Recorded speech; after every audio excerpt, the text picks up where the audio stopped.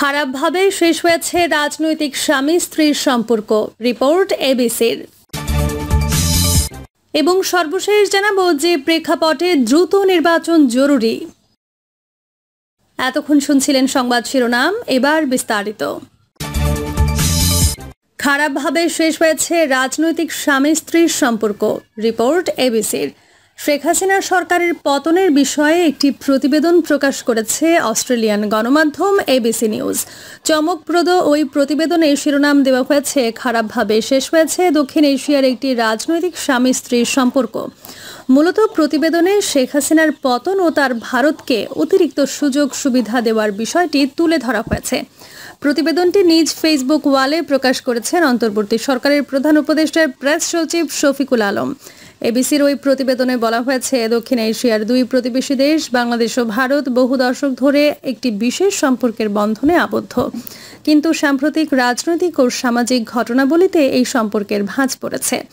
একদিকে রয়েছে জাতীয়তাবাদী উত্তেজনা, অন্যদিকে ধর্মীয় বিদ্বেষ দুই দেশের মধ্যে দীর্ঘদিনের বন্ধুত্বকে চ্যালেঞ্জের মুখে ফেলেছে। শুরুটা শান্তিপূর্ণ আন্দোলন, পরিণতি তিক্ত বিভাজন। এই বছরের শুরুতে বাংলাদেশে চাকরির কোটার বিরুদ্ধে শুরু হওয়া শিক্ষার্থীদের শান্তিপূর্ণ আন্দোলন দ্রুতই সরকারের বিরুদ্ধে বৃহত্তর গণ আন্দোলনে পরিণত হয়।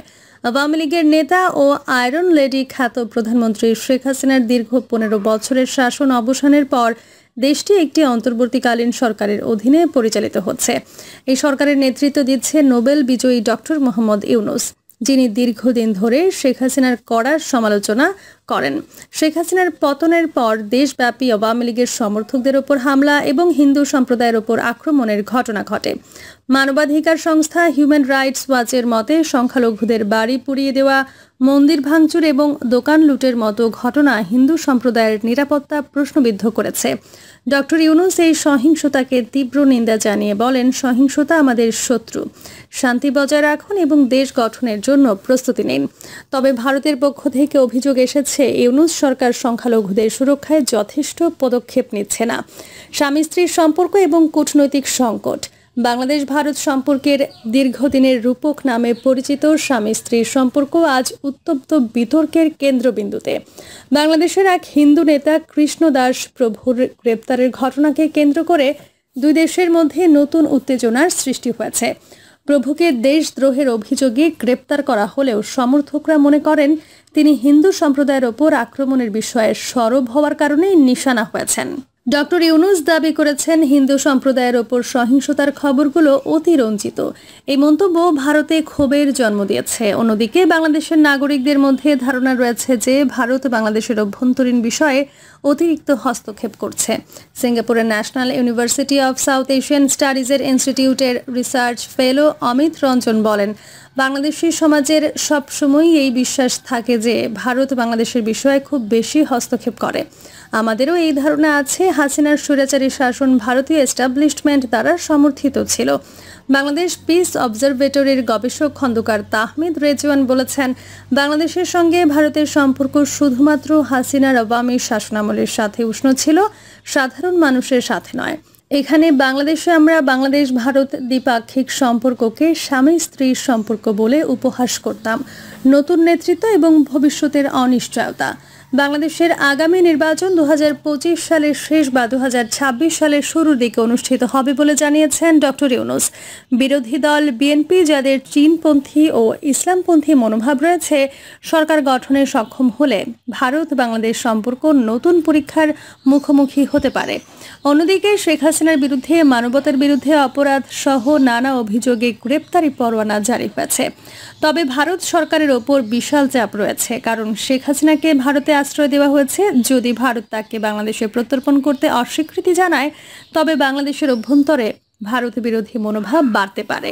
বাংলাদেশ ভারত সম্পর্ক দীর্ঘদিন ধরে একটি জটিল কিন্তু ঘনিষ্ঠ সম্পর্ক হিসেবে বিবেচিত হয়েছে, কিন্তু বর্তমান রাজনৈতিক প্রেক্ষাপটে এটি এক নতুন মোড়ে উপনীত।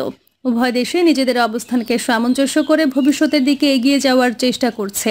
সমঝোতার পথে সম্ভব এই সম্পর্ককে পুনর্গঠন করা এবং ধর্মীয় ও রাজনৈতিক অস্থিরতাকে পেছনে ফেলে একটি স্থিতিশীল দক্ষিণ এশিয়ার স্বপ্ন বাস্তবায়ন করা।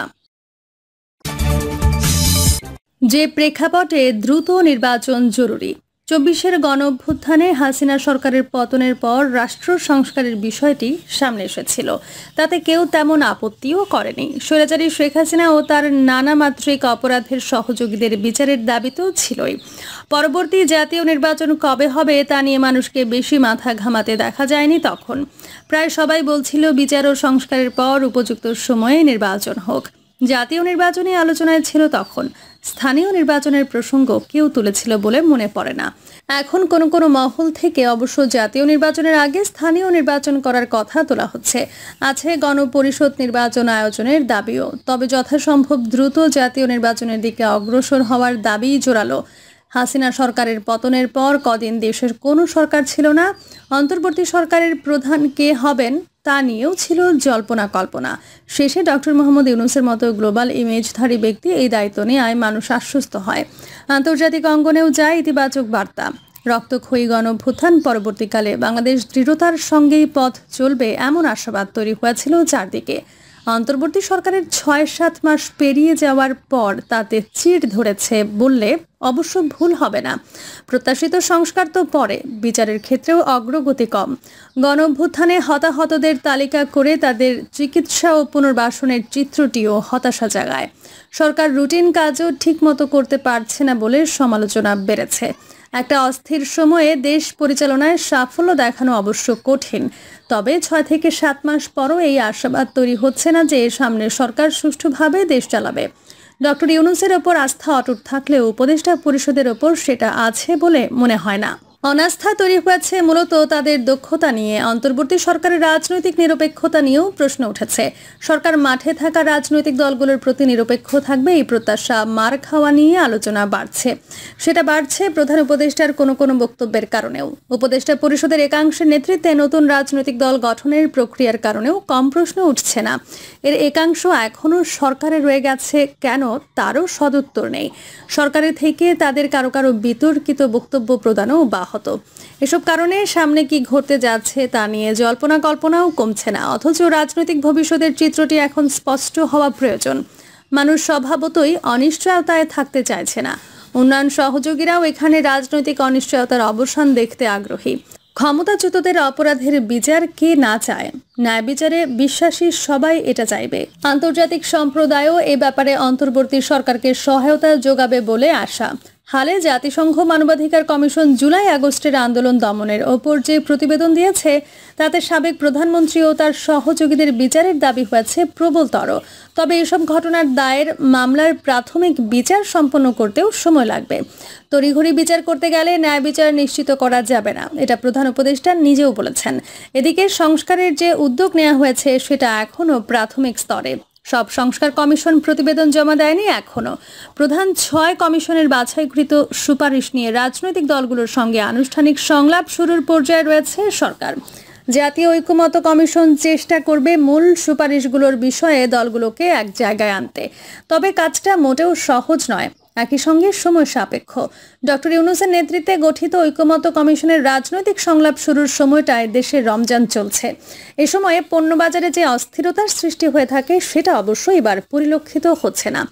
এজন্য অন্তর্বর্তী সরকারের দায়িত্বপ্রাপ্তরা সেভাবে কৃতিত্ব দাবি না করলেও মানুষ তাদের প্রশংসা করছে।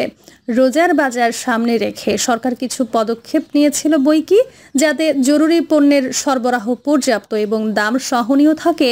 সেই লক্ষ্যে তাদের চেষ্টা ছিল সুস্পষ্ট।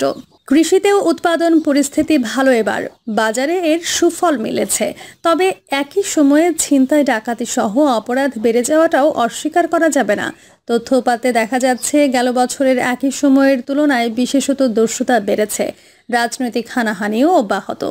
এই মুহূর্তে অপারেশন ডেভিল হান্ট নামের বিশেষ অভিযান চললেও তার প্রভাব দেখা যাচ্ছে না আইন শৃঙ্খলা পরিস্থিতিতে। অপরাধের ভিডিও কন্টেন্ট দ্রুত সামনে চলে আসাতেও মানুষ উদ্বিগ্ন হচ্ছে বেশি। নারী ও শিশু নিগ্রহের ঘটনায় আবার জোরালো প্রতিবাদ হচ্ছে নাগরিক সমাজে। বহির্বিশ্বেও ওইসব খবর দ্রুত ছড়িয়ে পড়ায় বাংলাদেশ নিয়ে উৎকণ্ঠা বাড়ছে। ক্ষতিগ্রস্ত হচ্ছে সরকার ও দেশের ভাবমূর্তি। অন্তর্বর্তী সরকারকে অবশ্য তেমন উৎকণ্ঠিত দেখা যাচ্ছে না। প্রধান উপদেষ্টা তার একাধিক সাক্ষাৎকারে আইন শৃঙ্খলা অবনতির দিকটি স্বীকার করতে চাননি। পরিস্থিতির যে আশানুরূপ উন্নতি হয়নি সেটা অবশ্য স্বীকার করেছেন। এর মূল কারণ হিসেবে ক্ষমতাচ্যুত আওয়ামী লীগের ষড়যন্ত্রমূলক কর্মকাণ্ডকে দায়ী করেছেন। তার সঙ্গে পুরো একমত হওয়া কঠিন এই জন্য যে দেশে মব ভায়োলেন্স বন্ধ হয়নি এখনো। এসব যে মূলত গণঅভ্যুত্থানে অংশগ্রহণকারী পক্ষগুলো থেকেই হচ্ছে সেটাও জানা। 6 থেকে 7 মাসেও সরকার এর বিরুদ্ধে কঠোর অবস্থান নিতে পারেনি কেন, তারও সদুত্তর নেই। প্রিয় দর্শক, এই ছিল এখনকার সর্বশেষ সংবাদ। আপডেট সব সংবাদ পেতে চ্যানেলটি সাবস্ক্রাইব করে বেল আইকনটি ক্লিক করে রাখুন।